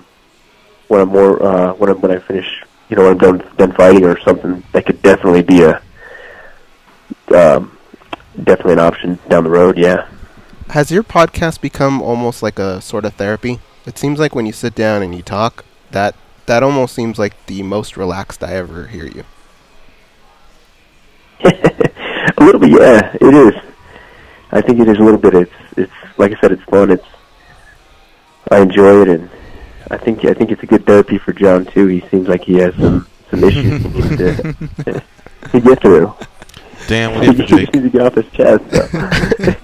So. I just wanted to piggyback on the question of training partners and preparation that Goz was kind of talking about earlier. I was going to ask more on the lines of southpaws and kind of your opinion on those. Obviously, Beneil Dariush, great southpaw and training partner, and Jason Perillo, who you mentioned. I got to imagine he's equipping you with some tools, because if you look at Perillo, he's not just coached guys like Bisping and Penn, but those guys had some of their best performances against southpaw strikers. Are you getting some of that rub as well from Perillo this camp? Yeah, definitely. He's one of those guys that really it just makes you aware, makes you kind of more balanced. We've had a lot of good, probably 4 or 5 months I've gotten to work with him, so it's a lot of he knows the game. I really love his approach to fighting. It's one of those things that you can teach skills, you can teach moves, flashy stuff, and anything you want to teach, but it's really bringing that mindset, that gritty, that determination. That there's those intangibles that really make a fighter, and I think that Pichel, I really got to know him. I was one of Bisping's training partners when he fought GSP for that fight. So I really got a lot of work in with Bisping and with Pichel, and I got to know him on a deeper level, but just got a lot of respect for the guy and his approach to the game, because that's one thing that people don't see is with coaching and with techniques is there can be there's plenty of good technicians out there. We don't need more technicians. We need the guys that are, Pichel was the most honest guy I've ever worked with. He'll tell you you look like shit one day, and he'll tell you look like shit. Like, we need to figure it out. And it's like, okay, I've never, you don't really have coaches to tell you that because they want to make you feel good, but that's not his job. His job's not to make you feel good. His job's to make you better. And it's one of those things with him. He really, like I said, he really opened my eyes and just made me have a new appreciation for his approach to the fight game. Just that determination, that hell-bent, gritty mentality. And some of it, you kind of get a little bit complacent. I certainly have in the past. You get a little complacent, and it can get you in trouble, But I think that's just one of those reasons I'm definitely thankful to have him back and have him in my corner. Awesome. As someone who looks on the outside and admires Prichel's work from the outside, that's good to hear. But last question for me, I'm gonna go ahead and coattail off another one of Goz's points. I agree. I actually enjoy hearing you talk about fights and break things down through you coming on this show so many times and just hearing you in other interviews as well. So let me ask you, UFC 225 is coming up. We've got the interim title between Colby Covington and Rafael Dos Anjos. How do you break this one down? And if you want to even give us a pick, that would be awesome too. Sure. It's a great fight. It's a great matchup. What makes it interesting too, I think that one of the Achilles heels for RDA has been his wrestling or getting taken down, but I think he's improved so much in that area. He's definitely filled that gap. So I think and he's a high volume guy. I've even sparred with him quite a bit over at Utica. We trained at Kings too. I've worked with him a lot. He's a pressure guy. He's a high volume guy. And even looking at Covington, he's a pressure guy too. He's a wrestler. I think that it's going to be who can really get in the rhythm and control that rhythm. It's being who's going to lead the dance. That's really the question. But I like that it's a 5-round fight. I think that RDA can push the pace. Always comes in shape. And, there's a couple of things. I think one, it's going to come down to who can control those transitions, where this fight goes. Because, we've seen in the past some trouble areas for RDA, but he's also improved a lot in those areas. But I don't think Colby's really faced a guy like RDA who's going to pressure him, who's going to stay in his face, and he's going to throw a high volume of strikes. So it's a fantastic fight. I'm actually going with RDA. I think he gets the job done. I think he's going to finish him inside the 5 rounds, but if not, he'll get his hand raised at the end. There you have it. Wow. Jake, picture there's an imaginary pendulum in front of you, and there's a little bit of a lever, the meter or whatever. On the left, it says, I wish these guys would shut the fuck up and let me go. I want this interview to end. And on the right, it says, this is fun. I hope this keeps going for a little while longer. To which side is your pendulum right now? It's on the right. Yes. It's fun. I'm enjoying it. All right, cool. Yeah. So let me ask you a couple more that I had, except that we've taken 20 minutes of your time. I wasn't sure. I told him 10 minutes. 10 minutes? Oh, you lied to him, huh? Oh. All right. Well, he had his chance. He could have said the pendulum was on the left, and I would have taken that like a man. I know. We're good. No. Okay. So how much did Jason Pichel, from what you learned from Edmund, did he say, hey, we can use some of this, or did he completely change you from what Edmund did? No, he didn't really change. He's very observant too. He kind of sees what I do well and kind of just builds off of that. Like he doesn't. For him too,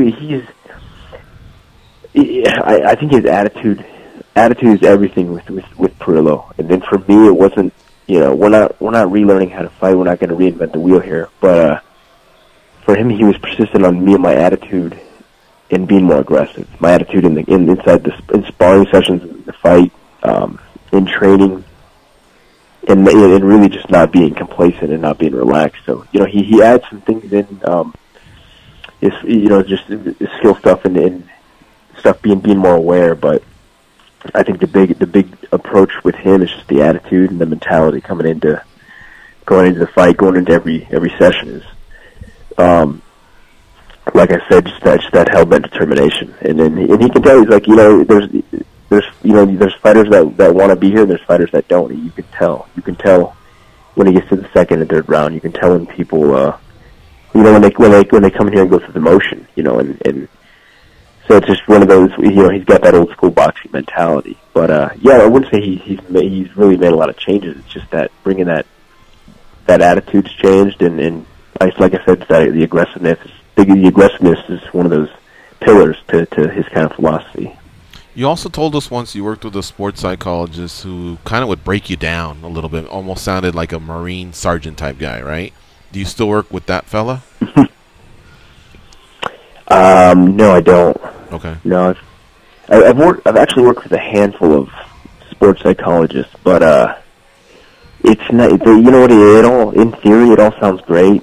I'm one of those guys too. There's a lot of things that you think would work in a fight in theory, but when you bring the emotionality and the real time, it's just not the same. There's even you could make a perfect example of sparring and fighting in a gym, and then you go fight under the lights. It's completely different. The environment's changed. The sounds, the noises, the cameras, the lights, everything's different. But you just gotta understand what it's going to be like, and you gotta be prepared for that. But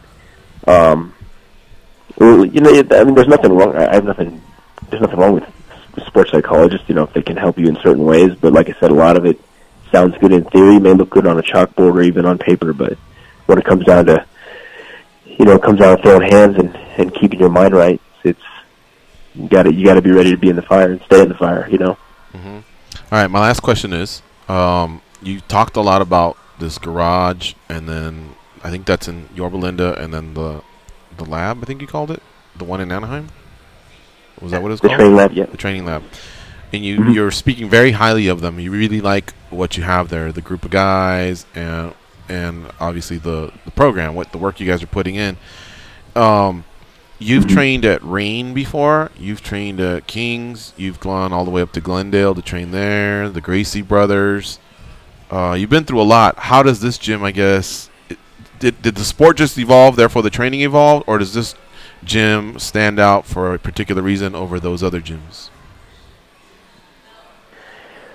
Well, I would say even over the years, all the training I've done from Omaha to Portland to all of Southern California, I would say it's definitely been no question the most challenging, the hardest. Mm-hmm.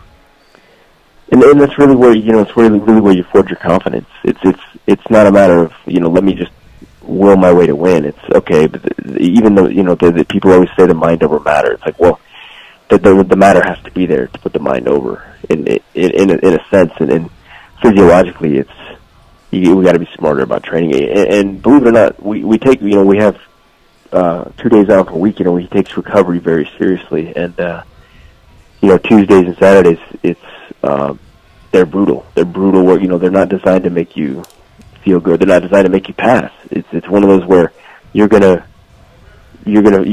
psychologically quit or fold up 10 different times in a workout, but you're gonna finish. And so it's kind of like I've looked at it like an indoc, like a Bud's indoc. Like I've been through so much of that. Did you just speak another language? Like a what? What'd you call that? A Bud's indoc? Like the indoc. I was like the. No, I was saying it was almost like the 6 months I've been through at the garage. It's been kind of like a Bud's the indoc. Like the 6 months you have to go through to be a SEAL, that kind of thing. Ah, okay. it's one of those that's just not designed to. Like, people like to feel good. They don't want to redline themselves and fail. Like, I couldn't tell you how many times I've been laying down on concrete outside of the gym or outside of the garage because you just can't push yourself any further, and eventually you just keep going, you keep showing. And then most people that come out there, they don't keep coming back.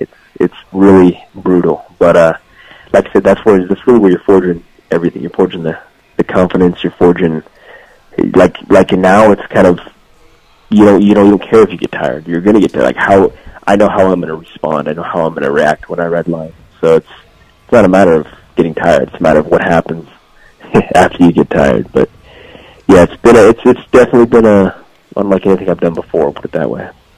Interesting. All right, good stuff from Jake Ellenberger. Thank you very much for the time as always. We almost went a half hour. Oh yeah, definitely. Hopefully we took your mind off the weight cut and the fight for those 30 minutes. Whatever, like I said, maybe we were therapy for today. Yeah, I know. No, always good talking to you guys. It's great. All right, buddy. I hope you have a safe camp, whatever's left. Safe travels to Utica, and we'll be tuning in on June 1st, my man. Sounds good. See you guys soon. See you, Jake. Take care. All right. Later. Oh, that was fun. Yeah. Good job, Goose. Thanks. On Twitter, @Ellenberger MMA. Let them know you heard him on the @MMAjunkie radio show. The same goes for Vinc Pichel. From Hell, Pichel. That's his Twitter handle. We're going to take a break. It's MMA Junkie Radio on SiriusXM Rush 93. Stay close, and we'll be right back.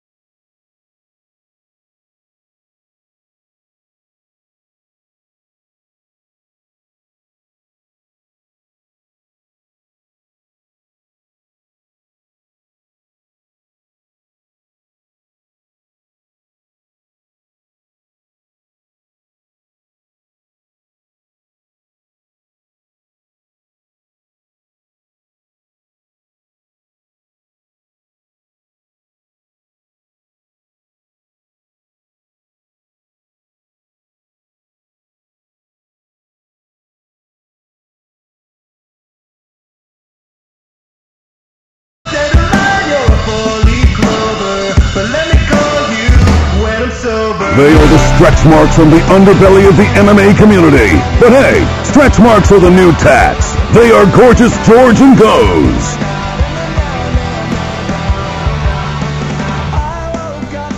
Right now, through May 29th, you can listen to SiriusXM for free in the car and on the SiriusXM app and online. Just download our app and go to SiriusXM.com to listen to your favorite channels. While you're there, get a sneak peek of Howard Stern video.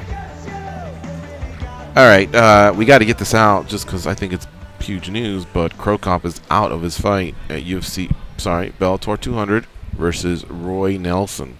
Apparently, the promotion is trying to find an opponent. Where did they find one? Well, I suggested. Who are you hinting at? Congo. Ooh. How do you not give it to him? Rematch. Point? Well, he just fought. Well, didn't he have plans for Miami though? It doesn't matter. Like, I mean, you want back in the tournament? This is probably a pretty good shot, or not back in, but I mean, it sounded like how do you say no? It's good leverage. leverage. Like he said, I'll just take the winner.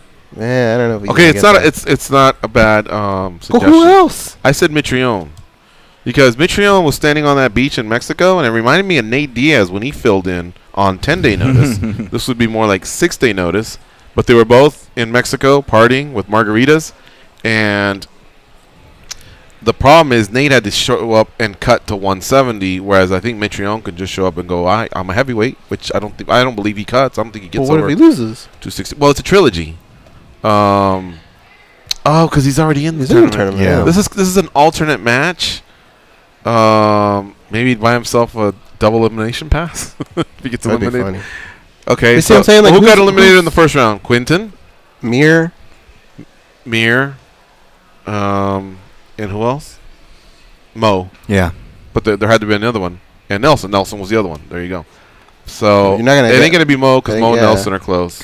It'd have to be Mir, and they fought before. And Nelson might be interested because he'd want to get exact revenge. He lost to Mir. And then the other one would be Quinton, who it may not be the end of the world for Roy. That's what a lot of people wanted in round one. Except Roy might say, I've been working on this wrestling and this grappling thing. I'm not just going to sit there and throw leather. But, yeah, Roy, up until about a year ago, was just a guy that would sling leather, and that would be a fun fight to watch. I don't know. I'd love to hear your suggestions. 866-522-2846, but we got to continue on here. After we're done with this, remind me to bring up Paulie D. I've been meaning to ask you this question, and I keep forgetting. Paulie D from Jersey Shore. Okay. Today's daily debate question brought to you by the MMA Junkie radio team. Let me take a deep breath here because I keep tripping over my words. Here we go. Will Alistair Overeem and Curtis Blades ultimately get more visibility as the featured UFC 225 prelim than they would with a main card pay-per-view slot? Well, I'll tell you the results in just a second. What do you think, Dan? It's funny, you know. I'm not sure the Fox metrics are picking up as much as the same as they used to, and I'm also not sure the pay-per-view is picking up as much as it used to. That being said, this is a banger of a pay-per-view from top to bottom. I imagine both numbers are going to be up. That being said, it's hard not to see, you know, whether it's a big heavyweight name like Alistair Overeem, who has his own championships, even if it's not a UFC one to his name, or Curtis Blades, a guy who I feel could be the next thing at heavyweight. Kind of hard for it to not be maybe getting that attention as the main card out of principle, but I don't think it's a bad thing. But you guys, if this card wasn't as stacked as it is, I would say maybe, okay, I could see people watching them on Fox but not ordering the pay-per-view. But I feel like anybody watching on Fox, if you're that hardcore of a fan to watch it for free, you're going to pay to see what's on that main card. So I feel like everybody that's watching there is going to watch the pay-per-view as well. So I don't think it's really going to make much of a difference. When you talk about numbers, usually we'll get something along the lines of the UFC prelim numbers were 1.5 million or 1.8 or 1.2. Rarely do we say that when it comes to the pay-per-view. We're always hearing like 500,000, 800,000. Sometimes we'll get into the millions when it's Conor. So if you just want to say those numbers versus this, one would think visibility. Because I've heard the argument is that 10 people get together and watch a pay-per-view. Well, why wouldn't 10 people get together and watch a prelim? You know what I mean? It's just, I would imagine the bar, 10 people, watch party. That seems to kind of wash itself out.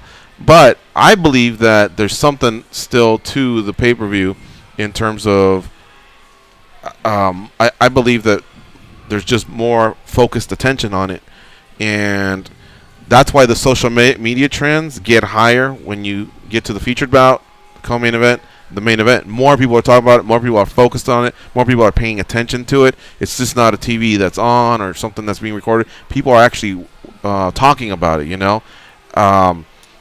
So I think there's more promo time as well. You get your walkout with your music, which is great for your personal brand. You get more opportunity for post-fight attention as well. So I believe that the pay-per-view definitely trumps being on FX or Fox Sports 1 or Fox Sports 2 or whatever. So I would say that those two, you know, definitely the pay-per-view is better for them. The question is, would the Ultimate get more visibility on the prelim than they would on the pay-per-view? So I would say my answer to that is no. Okay. 61% said yes, 39% no. But I just think that more eyeballs definitely come across on the pay-per-view. Hell, sometimes the UFC president isn't even sitting there. You know what I mean? Everyone's paying attention when you get to the main card of a pay-per-view. Not everyone's paying attention when you get to the prelims. True. 618 voted altogether. And, again, it was a 61-39 split for yes over no. Now, what this stems from is an announcement that was made from the fight card that's coming up on June 8th in Chicago, Illinois. Here's the final fight card. Robert Whittaker versus Yoel Romero. Rafael dos Anjos versus Colby Covington. You can't argue with those. Those are two title fights. Holly Holm versus Megan Anderson. Andre Arlovsky versus Tai Tuivasa. CM Punk versus Mike Jackson. Now, the easy fix is that CM Punk and Mike Jackson shouldn't be there. CM Punk is a popular figure from pro wrestling, and I have to believe that he probably also negotiated something like this anyway. I don't even think he had to. I think that's why they want people to order pay-per-views. Exactly. So the UFC, so that one's almost an untouchable, like the title fight. Let's focus on Holm and Anderson. The winner of that fight probably gets Cyborg, which is weird because Holm just fought her. But I guess in a shallow division, what else can you do? If Megan Anderson fights her, you'd have the former Invicta versus the current UFC champion, featherweight. Andre Arlovsky versus Tai Tuivasa seems to be the one for me that probably would have to move for anyone that's pushing Blades and Alistair Overeem to be there. Blades is from Chicago. Blades is on a run, as is Tuivasa. Andre Arlovsky is a veteran, as is Overeem. They're both pretty damn popular. Now, Arlovsky does have Chicago ties as well, but from what I'm hearing, they're not struggling for tickets. This thing's going to be a sellout. This thing's selling really, really well. So this just has to be some sort of a business decision that's being made out there. They must believe that Tai Tuivasa maybe is on more of a run than Blades is, and they want to feature him if he wins.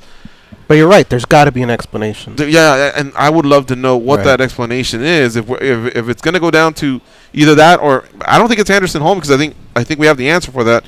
One of them has to be ready in case, ready to be promoted in case she's fighting Cyborg. And Holm was pretty damn popular, by the way. But I think this is a chance to make Megan a star. But I don't understand Arlovsky versus Tuivasa over Overeem and Blades. It can't be Fox, right? They can't be saying, give us something, because any of these other fights would have been great in that spot as well. Bektik, they get Gadelha and Esparza. They get Coulter and Crystal LaRocha. Why do they get Coulter and Crystal LaRocha when they could have Evans? Evans maybe sells the fight pass. Benavidez and Pettis could be up there.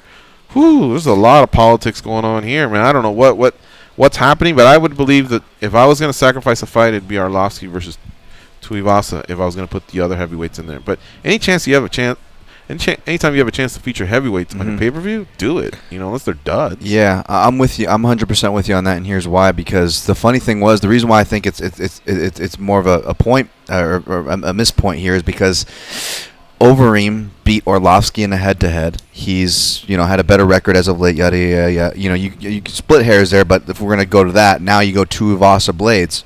Nothing against Tuivasa. I'm actually a really big fan of Tuivasa's attitude, his fighting style. But not only do I think Blades would beat him in a head-to-head, I think Blades has a much higher ceiling than Tuivasa. In fact, I will even go further.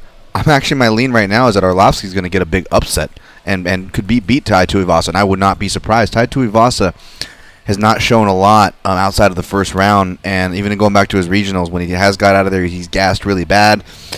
He has a lot to show from wrestling, counter wrestling, jiu-jitsu. All we've seen from him is explosive athletic talent, and that he can knock guys out with different limbs in the first round. It's amazing. I'm not taking anything away. I love this guy, but I'm just trying to make to the point we're talking about here. It could be a real big misstep. In other words, you're giving that, and then Arlovsky's going to cut. It's already a deceptively dangerous match throwing a guy like Tuivasa against someone like Arlovsky so fast already, in my opinion. And now you're going to put him on the showcase spot. To your point, I would take them off. Unless there's something to the advertising when you can say former UFC bantamweight champion Holly Holm, former UFC heavyweight champion Andrei Arlovsky, as you're selling this pay-per-view, this could be a WME, IMG, or Endeavor decision where they say, no, man, it's all about marketing and branding and this and that. Then that's all I can think of that would trump Blades and Overeem. Because Overeem's a former Strikeforce champ, former Dream champ, former K1 champ. But here in North America, most people are going, well, what's that? Other than maybe Strikeforce. But to say former UFC champ, oh, wow, oh, shit, must be good. You know what I mean? Mm-hmm. That's all. Can you think of something else? No, that's what's so perplexing about this whole thing. I thought this one's so far through that I thought maybe they figured of all the people that can win, who's going to be the most magical on the mic? That I would give to Tai Tuivasa. Oh, yeah. He just kind of oozes a little bit of charisma and gets the crowd. So if they believe, hey, that's a future guy, because that's where Blades, I think, drops the ball a little bit. He's just like, no, man. Remember when we had him on the show? Nonchalant. He was, very nonchalant. And it could be that the other two are just older and maybe they've had the right. So I was thinking about this for forever. I was thinking maybe they said something bad on social media, but both guys were classy about it. We're cool with it. Didn't Blades have a type of renegotiating, or didn't he at least posture before he got this fight, though? There's got to be something. That? Oh, he went through a free agency period, yeah. I mean, I don't think he did anything wrong, but we've seen what posturing, whether you're right or wrong, we can read between the lines between what their next matchup is or what happens. So, I mean, but even then, like you said, you're really reaching at that point. Like, you guys covered the bases pretty well. I mean, I'm scratching my head, too. Something's there, and I think the most likely is probably just the promotion, just featuring former heavyweight champion Andrei Arlovsky. Because him and Blades cancel out on the Chicago ties. Yeah, the other guys are international. international. I don't know. All right, let's take this last break. You're listening to MMA Junkie Radio on SiriusXM Rush 93, and as I take you guys out, I'll give you some of the particulars here from the event this past Saturday. $50,000 in bonuses went to Andrea Lee and Veronica Macedo for Fight of the Night, and Gabriel Benitez and Claudio Puelles for Performances of the Night. I don't have gate. Oh, no. Attendance, 11,082, but I don't have the gate for the fight card at the Movie Star Arena in Santiago, Chile. However, Jimmy Smith said that was the loudest arena he's ever been in. Huh? So they at least they came strong, those 11,000. Whatever it was they paid, they got themselves a fun fight card. So stay close and we'll be right back.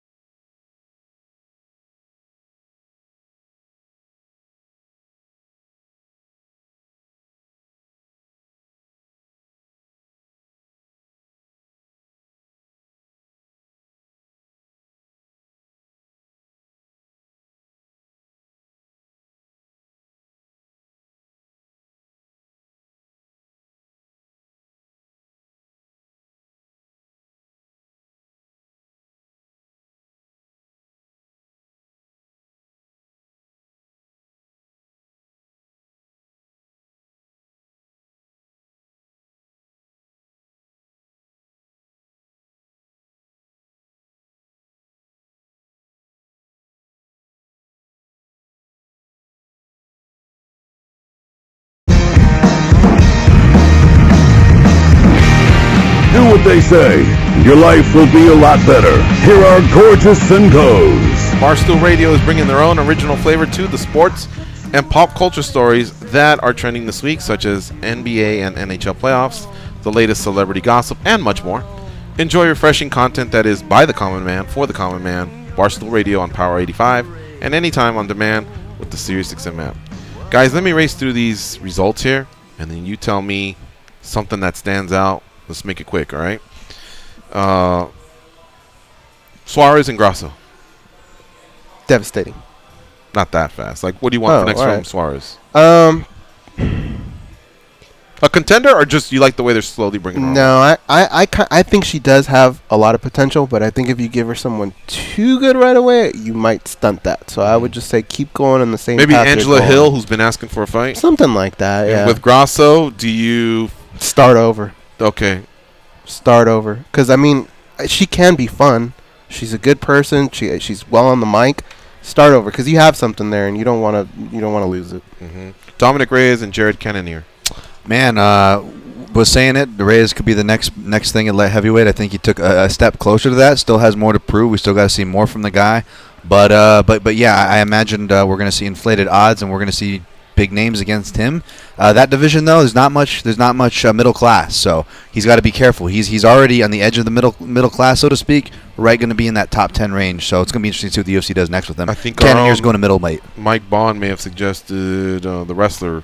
Penn State. What's his name again? Jordan Johnson? No. So we called out afterwards. Yeah, he did. And I guess if they're warm to that, do it. But, Jesus, what's the barista? Pat Cummins. Pat Cummins, yeah. He's 6-5 in the UFC. Okay. And he'll answer questions about the wrestling. Yeah, 100%. Guido Canetti and Diego Rivas. This one was very nationalistic. I thought it was fun. I thought Rivas was closing, and Guido was able to stop that and thwart the last-minute attacks, but the right guy won, and Andrea Lee and Veronica Macedo. That's when it got the loudest in there. We were saying they couldn't even hear himself. Oh, for the Diego Rivas. After that fight, I think that's what Jimmy Smith was when he said it was the loudest because he couldn't even hear the answers or anything like that. Yeah. Leah Macedo was fine, right? Yeah. Macedo did not give up, man. It was 30-27, but she had some great cardio at the end, and Lee was starting to falter. But I thought Lee looked good on the feet, looked good on the ground. She just needs more seasoning, more work. And Macedo, happy for her, because I haven't heard of any other. I think there's only one other fighter that I've ever heard from. I think it's Salivary, right? Ivan Salivary, who had a Venezuelan connection. Other than Ronda Rousey, whose grandparents, I believe, were from Venezuela. And the Venezuelan Vixen. Ah, duh. Yeah, that's right. That's a good one. Vicente Luque and Chad Laprice. What'd you think? I want to see Luque against a name. The ranking doesn't have to be that important, but he needs to get another main card spot against a name to get more recognition. All finishes, all his wins in the UFC. Yeah, Laprice, man, he's so much fun to watch. His footwork, tough. The way he moves. So I give props to Luque for solving that puzzle and putting it on him. Piceres versus Cummings. I mean, I shared my frustrations there. I thought this was a very winnable fight for Zach Cummings, and this just is a huge setback for him. And for Piceres, I think it's almost like he was like, okay, I'm supposed to get checked. This is my punishment, and then I'll go to 55 and be good, Dana White. And instead, he wins. Now he's kind of like Gastelum. We can play that card. All right, I guess I'll take another one. And until it's time to go back to 55, who's next? Pantoja versus Moreno. Wow. Pantoja's no joke, man. I mean, how many of those can you take? Like, Brandon Moreno, I love the kid, and I think he's got potential, but he's relying too much on just being tough. There's no plan B. Striking has to get better. The striking has to get better. His ground game's tough, but when he went to the ground, Pantoja had answers. So he's a young kid, but he's not going to look young soon if he keeps doing stuff like that. Yeah, they're going to have to help him out with the matchmaking to do a similar thing like Grasso, because he's still young like Grasso, and yeah, they got to build him up. Kondo was undefeated, but Botelho shut that down quickly. Nothing played out. It's hard to really figure out if Botelho, who's now I believe 2-0 in the UFC, is for real. Looks like it so far. And if Kondo was an inflated 6-0, it just happened quick. Botelho just is going to have to get a tougher opponent, and that's it. Benitez versus Badene, boy, that happened quickly too. KO slam a la Rampage. Yeah, it all happened quick. The Peruvians were actually getting a lot of love from the Chileans.